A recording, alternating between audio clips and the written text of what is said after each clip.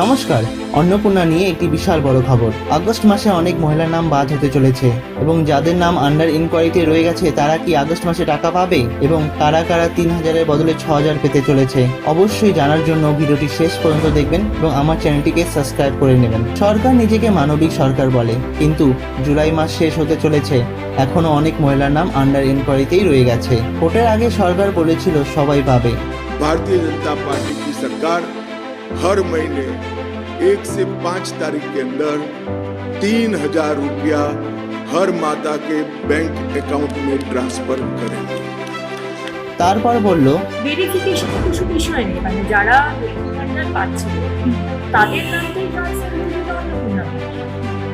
যারা 1,000 টাকা বা 1,200 টাকা পাচ্ছে বা 1,500 টাকা লেগেছে, 1 মাস আগে পেয়েছে, আমাদের সরকারে আপনার 3,000 টাকা।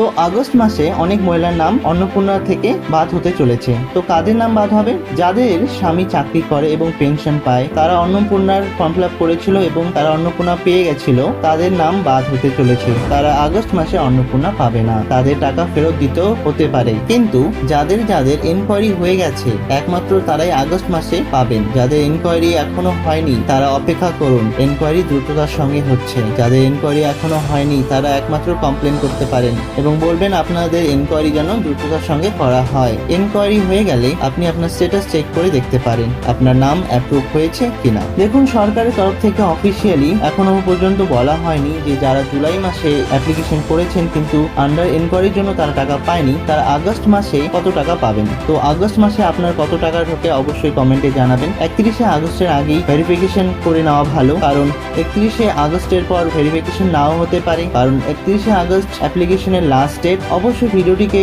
লাইক করবে এবং সাবস্ক্রাইব করবে চ্যানেলটি।